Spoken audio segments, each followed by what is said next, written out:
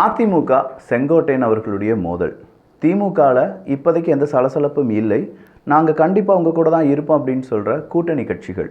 இல்லைப்பா, தாவேகா கூட ஒருவேளை அதிமுக கூட்டணி வைக்குமோ? தாவேகாக்கு ரொம்ப பெரிய அளவில் அரசியல் புரிதலை ஏற்படுத்தி இருக்கிறார் பிகே அப்படிங்கிற ஒரு செய்தி. இது எல்லாம் இன்றைக்கி தமிழ்நாட்டு அரசியல் செய்திகளாக பார்க்கப்படுகின்றன.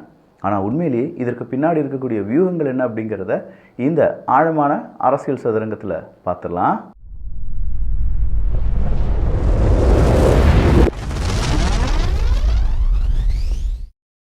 அதிமுக அப்படின்னு சொல்லும்போதே அதிமுக இப்போ ஒரு கட்சியாக இருக்காங்கிற ஒரு கேள்வி நமக்குள்ளே வரலாம். திமுக இவ்வளோ பலமாக இருக்கிறதுக்கு காரணம் எதிரணியாக இருக்கக்கூடிய அதிமுக பலவீனமாக இருப்பது தான். இங்கே பலம் பலவீனம் அப்படிங்கிறத பற்றி உங்களுக்கு புரிகிற மாதிரி சொல்லணும்னா, ஒரு ஃபிலிம் பார்க்க போகிறீங்க, ஒரு படம் பார்க்க போகிறீங்க. ஹீரோ செம்மையான ஒரு நபர், அவருக்கு முன்னாடி வில்லனாக போட்டிருக்கிறது ஒரு காமெடியனையோ இல்லாட்டி ரொம்ப நோஞ்சானா இருக்கக்கூடிய ஒரு நபரையோ வில்லனாக பார்த்தீங்கன்னா எப்படி இருக்கும்? அந்த படம் கண்டிப்பாக ஃப்ளாப் ஆயிரும். ஏன்னா ஹீரோக்கு ஈக்குவலாக வில்லன் இருக்கணும், கட்சிக்கு ஆளும் கட்சிக்கு எதிராக எதிர்கட்சி இருக்கணும். இவங்க இரண்டு பேருமே பலம் பொருந்திய நபர்களாக இருந்தால் மட்டும்தான் ஆரோக்கியமான ஒரு அரசியல், ஆரோக்கியமான ஒரு படத்தை இவங்களால் பார்க்க முடியும். சமபலம் அப்படிங்கிறது ரொம்ப இம்பார்ட்டண்ட். பட் இந்த பக்கம் திமுகவுக்கு ஆதரவு இருக்கக்கூடிய முக்கியமான கட்சிகள் எல்லாருமே திமுக உடையாமல் பார்த்துக்கிறாங்க. திமுகவினுடைய கூட்டணி எல்லாமே சரியாக இருக்குது. ஆனால் எதிர் திசையில் இருக்கக்கூடிய அதிமுக பாருங்களேன், இபிஎஸ் ஓபிஎஸ் சண்டை, இபிஎஸ் டிடிவி அவர்களுடைய சண்டை, இபிஎஸ் அடுத்த சசிகலா அவர்களுடைய சண்டை அப்படின்னு சொல்லி அதிமுகவே 3 நாளாக பிரிஞ்சு நிற்கிறாங்க. ஏன்னா இதெல்லாம் அதிமுகவினுடைய தலைகள் அப்படின்னு சொல்கிறது நமக்கு பெரும் வித்தியாசம்லாம் கிடையாது. ஜெயலலிதா அம்மையார் அவர்களுக்கு பிறகு இந்த 4 பேர் அப்படின்னு சொல்கிற இடத்துல இப்போ ஒரு நபராக எடப்பாடி பழனிசாமி அவர்கள் வந்து நிற்கிறாங்க. இந்த இடத்துல அத்திக்கடவு அவிநாசி திட்டம் சக்ஸஸ் ஆயிடுச்சுப்பா, அதிமுகவினுடைய ஒரு ஹியூஜ் சக்ஸஸ். எனவே நாங்கள் எடப்பாடி பழனிசாமி அவர்களுக்கு ஒரு பாராட்டு விழா நடத்துகிறோம் அப்படின்னு சொல்லி அங்கே இருக்கக்கூடிய விவசாயிகள் ப்ளஸ் அதிமுகவை சார்ந்தவங்க எல்லாரும் சேர்ந்து ஒரு விழாவை ஏற்பாடு பண்ணுறாங்க. அந்த விழா ஏற்பாடு பண்ணி அங்கே எடப்பாடி பழனிசாமி அவர்கள் பேசிகிட்டு இருக்காங்க. பின்னாடி எம்ஜிஆர் அவர்களுடைய படமோ இல்லாட்டி ஜெயலலிதா அம்மையார் அவர்களுடைய படமோ இல்லை அப்படிங்கிறத செங்கோட்டையன் அவர்கள் குறிப்பிடுகிறார். பொதுவாக இந்த செங்கோட்டையன் அவர்கள் ஒருவேளை பிஜேபிக்கு போகிறதுக்கான வாய்ப்புகள் இருக்குது அப்படின்னு சொல்கிற பரவலான செய்திகள் வெளிவந்த வண்ணம் இருக்கும்.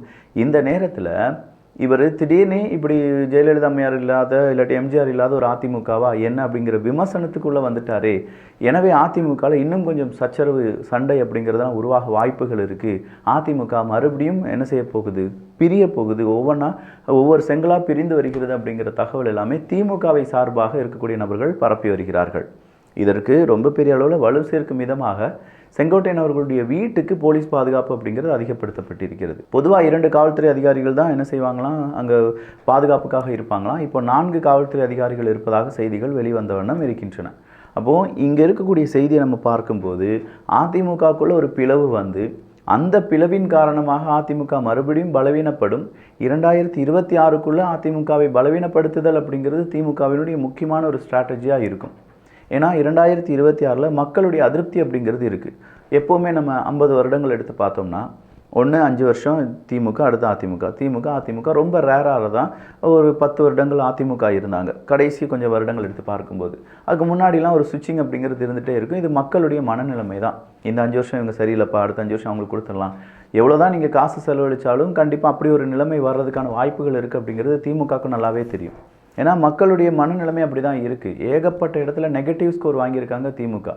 அதுவும் கடந்த ஒரு 10 மாதங்கள் அப்படிங்கிறது ரொம்ப ரொம்ப கூடுதலாக திமுகவுக்கு நெகட்டிவ் தான். அப்படி பாசிட்டிவாக எதுவுமே இல்லாத ஒரு நிலைமையில் வந்து நிற்கிறாங்க.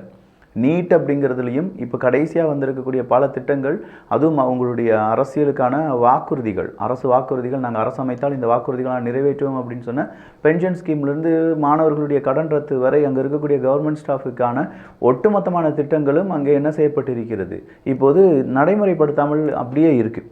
வெறும் வாக்குறுதிகளாக மட்டுமே இருக்கின்றன. இதுவே திமுகவுக்கு பெரிய நெகட்டிவை 2026 ஏற்படுத்தும். அது இல்லாமல் திமுகவில் இருக்கக்கூடிய பல சச்சரவுகள், அதே மாதிரி இப்போது திருப்பரங்குன்றம் பிரச்சனையாக இருக்கட்டும், கள்ளக்குறிச்சி பிரச்சனையாக இருக்கட்டும், வேங்கை வயல் பிரச்சனையாக இருக்கட்டும், அதில் திமுகவினுடைய முடிவுகளாக இருக்கட்டும், இதெல்லாம் ஏகப்பட்ட நெகட்டிவாக இருக்கும்போது இந்த நெகட்டிவை கண்டிப்பாக பாசிட்டிவாக ஒரு மாதத்தில் மாற்றுறது அப்படிங்கிறது முடியாத விஷயம். நம்ம கதை படிச்சுருப்போம்ல, ஒரு சின்ன கோடு வரைஞ்சி அதுக்கு கீழே ஒரு பெரிய கோடை வரைவாங்க, மறுபடியும் அந்த பெரிய கோடை சின்ன கோடாக மாற்றினா அதை விட பெரிய கோடு வரையணும் அப்படிங்கிற மாதிரி. இங்கே திமுக என்ன செய்ய போகிறாங்கன்னா, அதை பாசிட்டிவாக மாற்றுறதுக்கு பதிலாக நம்ம எதிரி யார், எதிரியை வீழ்த்துவதற்கு எதிரியை துண்டாக்கினால் போதுமே, வெட்டி விடுங்க அப்படிங்கிற மாதிரி அவங்க ஸ்ட்ராட்டஜியை உருவாக்குவாங்க. இது ஒரு ஸ்ட்ராட்டஜி. அடுத்த ஸ்ட்ராட்டஜி அப்படின்னு சொல்கிறது தாவேகா, தமிழக வெற்றி கழகம். பிரசாந்த் கிஷோர் அவர்கள் சொல்கிறாங்க 15லேருந்து 20% ஓட்டுகள் அப்படிங்கிறது தமிழக வெற்றி கழகத்துக்கு கிடைப்பதற்கான வாய்ப்புகள் இருக்குது. அதிமுக திமுக அவங்களுடைய ஓட்டுலேருந்து ஒரு 60% இழப்பதற்கான வாய்ப்புகள் இருக்குது அப்படின்னு சொல்கிறாங்க. கண்டிப்பாக இது நடக்குமான்னு கேட்டால் இது நடக்கிறதுக்கான வாய்ப்புகள் இருக்குது. ஸோ பிரசாந்த் கிஷோர் அவர்களுடைய ஆலோசனைப்படி, அவர் ஒரு ஆலோசகர் தான், பட் இப்போ அவர் ஒரு அரசியல் கட்சி தலைவர். பீகாரில் அவர் ஒரு அரசியல் கட்சியை தொடங்கி தலைவராக இருக்கார். நடந்து முடிந்த எலெக்ஷனில் மன்ன கவுனார் அப்படிங்கிறதுலாம் தெரியும். என்னதான் அரசியல் வல்லுநர், அரசியலுக்காக ஒரு ஆலோசகராக இருந்தாலும் அவருடைய பார்ட்டி அவரால் காப்பாற்ற முடியல அப்படிங்கிற ஒரு செய்தியும் ஒரு நெகட்டிவான செய்தி தான். அரவிந்த் கெஜ்ரிவால் அவர்களுக்கு பிரசாந்த் கிஷோர் தான் ஆலோசகராக இருந்தார். அவங்களே இங்கே கூப்பிட்டு வந்திருக்காங்க. டெல்லியில் எப்படி அரவிந்த் கெஜ்ரிவால் அவர்கள் தோற்றார்களோ அதே மாதிரி இங்கே தமிழக வெற்றி கழகம் தோற்றுவிடும் அப்படின்னு சொல்லி நிறைய பேர் சொல்கிறாங்க. பட் டெல்லியில் எலெக்ஷன் ரிசல்ட்டை நீங்கள் பார்த்துருந்தீங்கன்னா தெரியும், அரவிந்த் கெஜ்ரிவால் அவர்கள் தோற்றதற்கு பிஜேபி அவ்வளோ ஸ்ட்ராங்காக இருந்ததற்கான காரணம் கிடையாது. அரவிந்த் கெஜ்ரிவால் வர்சஸ் காங்கிரஸினுடைய சண்டை தான். இந்த சண்டையை நம்ம ஃபோக்கஸ் பண்ணால் தான் ஏன் அரவிந்த் கெஜ்ரிவால் அவர்கள் ஆம் ஆத்மி தோற்றது அப்படிங்கிறது தெரியும். வெறும் 300 வாக்குகள் வித்தியாசத்தில் ஒருத்தவங்க ஜெயிக்கிறாங்க, பிஜேபி ஜெயிக்கிறாங்க. ஆனால் காங்கிரஸ் கட்சி அந்த வேட்பாளர் 6000 ஓட்டுகளை வாங்கி வச்சிருக்காரு அந்த இடத்துல. ஸோ 6000 ஓட்டு எங்கே இருக்குது, 300 ஓட்டு டிஃப்ரென்ஸ் எங்கே இருக்குது அப்படிங்கிறத உங்களாலேயே புரிஞ்சுக்கிட முடியுதா? இதே மாதிரி தான் அடுத்த மேற்கு வங்காளத்தை எடுத்து பார்த்தா மம்தா பானர்ஜி அவர்கள் சொல்லிட்டாங்க அடுத்த எலெக்ஷனில் நாங்கள் காங்கிரஸ் கூட இல்லை. ஸோ இந்த மாதிரியான பல செய்திகளும் இந்திய லெவலில் நடந்துட்டு இருக்கிற இதை மையப்படுத்தி பிரசாந்த் கிஷோர் அவர்கள் அவ்வளோதான் அப்படின்னு சொல்லிட முடியாது. திமுகவினுடைய வெற்றிக்கு மிக பிரம்மாண்டமான ஒரு அடித்தளத்தை அமைத்து கொடுத்தது 2 பேர், ஆதவ் அர்ஜுனா மற்றும் பிரசாந்த் கிஷோர் அப்படிங்கிறத பல மேடைகளில் திமுகவை ஒத்துக்கொண்டிருக்கிறார்கள். ஆமாம், நாங்கள் பிரசாந்த் கிஷோரை தான் என்ன செஞ்சோம், எங்களுடைய அரசியல் ஆலோசகராக வச்சுருக்கோம். ஒரு 300 கோடி ரூபாய் அப்படிங்கிற ஒரு பெரிய பேசு பொருளெல்லாம் அதிமுகவால் சொல்லப்பட்டது, ஞாபகம் இருக்கா? இதெல்லாம் கடந்த எலெக்ஷனில் சொல்லப்பட்டது. அவங்க வெற்றி பெற்று விட்டார்கள். அதே பிரசாந்த் கிஷோர் அவர்கள் இப்போது விஜய் அவர்களுக்கு ஆலோசனை கொடுத்திருக்கிறார். கடைசி ஒரு 2 மணி நேரம் நடந்திருக்கு. இந்த 2 மணி நேரத்தில் ஆதவ் அர்ஜுனா இருந்திருக்காங்க, ஆல்ரெடி ஜான் அவர்கள் இருந்திருக்காங்க, அங்கே இருக்கக்கூடிய விஜய் அவர்கள், அடுத்தா இருக்கக்கூடிய ஆனந்த் அவர்கள், அடுத்தா பிரசாந்த் கிஷோர் அவர்கள். ஆனால் கடைசி 15-20 நிமிடங்கள் இவங்க 3 பேர் மட்டும்தான் இருந்தாங்களா, ஆதவ் அர்ஜுனா, பிரசாந்த் கிஷோர், விஜய் அவர்கள். அந்த ஆலோசனையின்படி அவர்கள் என்ன செய்வார்கள் அப்படின்னு சொல்லி பார்த்தா இங்கே கண்டிப்பாக ஒரு ஃபோர்ஸ்ஃபுல்லான அரசியல் அப்படிங்கிறத விஜய் பக்கம் இருந்து எதிர்பார்க்கலாம். உங்கள் வாயை பிடுங்குவாங்க. யார்? விஜய் அவர்களுடைய வாயை அங்கே இருக்கக்கூடிய ஊடகங்கள். நீங்கள் யார் கூட கூட்டணி வைக்க போகிறீங்க, கூட்டணி எப்படி இருக்க போகுது அப்படிலாம் சொல்லி நிறைய கேட்பாங்க. அதெல்லாம் இப்போ எதுவுமே சொல்ல வேண்டாம். ரொம்ப ஸ்ட்ராங்கான ஒரு ஓட் பேங்கிங் உங்களுக்கு இருக்குது. ஒரு குடும்பத்தை நீங்கள் குறி வைக்க வேண்டாம். வீட்டில் ஒரு நபரை குறி வைத்தாலே போதும், அந்த ஒரு ஓட்டு உங்களுக்கு கிடைச்சாலே போதும், பெரிய வெற்றியாக இருக்கும் அப்படின்னு சொல்கிற அறிவுறுத்தல் கொடுக்கப்பட்டிருக்கிறதா.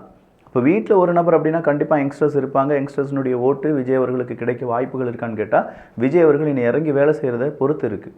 அவருடைய பேச்சுக்கள் மட்டும் கிடையாமல் அவருடைய செய்கைகள், தமிழக வெற்றி கழகத்தில் வைக்கப்பட்டிருக்கக்கூடிய நிர்வாகிகள், மாவட்ட நிர்வாகிகள், அவங்க எப்படி வேலை செய்ய போகிறாங்க, எவ்வளோ இறங்கி வேலை செய்ய போகிறாங்க, விஜய் அவர்களுடைய ஆதரவாளராக இருக்கக்கூடிய யங்ஸ்டர்ஸ் அவங்க எப்படிலாம் வேலை செய்ய போகிறாங்க இந்த எலெக்ஷனுக்காக அப்படிங்கிறதெல்லாம் பொறுத்து தான் தமிழக வெற்றி கழகத்தினுடைய எதிர்காலம் அப்படிங்கிறது இருக்குது. ஆனால் இந்த எதிர்காலத்தை மேலும் மெருகேற்றுவதற்காக நிறைய ஆலோசனைகள் அப்படிங்கிறதெல்லாம் பெறப்படுகிறது. இன்றைக்கி விஜய் அவர்களுக்கு ஒரு சர்க்கிள் என்ன அப்படின்னு பார்த்தீங்கன்னா, நிறைய அணி அப்படிங்கிறது, விங்ஸ், ஐடி விங்ஸ் நம்ம சொல்லுவோம்ல, இதே மாதிரி மாணவர் அணி அப்படிங்கிற ஒரு 28 அணி அப்படிங்கிறத டிக்ளேர் பண்ணுறாங்க. ஆனால் இந்த இடத்துல இந்த 9வது இடத்தில் அது குறிப்பிடப்பட்டிருப்பது எதேச்சாக நடந்திருக்கலாம், அப்படி இல்லைனா வேணும்னு வச்சுருக்கலாம். ஆனால் கண்டிப்பாக ஒரு 80% எதேச்சாக நடந்திருப்பதற்கான வாய்ப்புகள் இருக்கதா சொல்லப்படுது. இப்போ இந்த திருநங்கைகள், திருநம்பிகள், இவங்களுக்கான ஒரு குழு இருக்கும். அந்த குழுக்கான ஒரு தலைவர் இருப்பாங்கள்ல, அவங்க இதை விமர்சனம் பண்ண ஆரம்பிச்சிருக்காங்க. இது இல்லை, அந்த 9வது இடத்துலேருந்து அதை நீக்கி இருக்கலாம் அப்படின்னு சொல்கிறது ஒரு விமர்சனமாக இப்போது வைக்கப்பட்டு வருகிறது. அதே நேரத்தில் விஜய் அவர்கள் இதற்கு ஏதாவது ஒரு பதில் சொல்லுவாரா அப்படிங்கிற மாதிரியான கேள்விகளும், விஜய் அவர்களுடைய இன்றைய வாழ்த்து, தைப்பூசம் அப்படிங்கிற அந்த வாழ்த்தும், அண்ணாமலை அவர்கள் காவடி எடுத்துகிட்டு போனார் அப்படிங்கிற ஒரு செய்தியும் இப்போது ரொம்ப பேசு பொருளாக இருக்குது. காரணம் இருக்குது, திருப்பரம் கொஞ்சம் பெரிய பேசு பொருளாக இருக்குது. குஞ்சுகள் இருக்கும் இடமெல்லாம் குமரன் இருப்பான் அப்படின்னு சொல்கிற அந்த வாழ்த்துக்களுடன் இன்றைக்கி நிறைய தலைவர்கள் தைப்பூசத்துக்கான வாழ்த்துக்களை தெரிவித்திருந்தார்கள். ஸோ ஓவராலாக தமிழக அரசியலில் பெரும் புயல்கள் எல்லாமே வீசப்பட போகின்றன. வியூகங்களும் நிறைய கட்சியை உடைப்பதற்கான, கூட்டணி உடைப்படுவதற்கான வாய்ப்புகள் அப்படிங்கிறதுலாம் ஏகப்பட்டது இருக்கும். ஆனால் கண்டிப்பாக விடுதலை சிறுத்தை கட்சி திமுக விட்டு வராது. பெரியாரை பற்றி பேசக்கூடிய நபர்களுக்கு நாங்கள் தர்ம அடி கொடுப்போம் அப்படின்னு சொல்கிற அளவுக்கு திருமாவளவன் அவர்கள் இன்றைக்கி உதயநிதி ஸ்டாலின் அவர்களை சந்தித்ததை ட்விட்டரில் ஒரு போஸ்ட்டாகவே போடுறார், எங்களுடைய கூட்டணியை நாங்கள் உறுதி செய்து விட்டோம் அப்படின்னு சொல்லி. ஸோ திமுகவினுடைய கூட்டணி பலமாக இருக்குது. இந்த பக்கம் யார் கூட்டணி அமைக்க போகிறாங்க, 2026 தேர்தல் எப்படி இருக்க போகுது, இதுதான் ஒட்டுமொத்தமான செய்தியாக இருக்க போகுது. ஆனால் நிறைய இன்ட்ரெஸ்டிங்கான விஷயங்கள் நடக்கும். அப்படி நடக்கும்போது அதை அரசியல் சதுரங்கத்தில் பார்த்துடலாம்.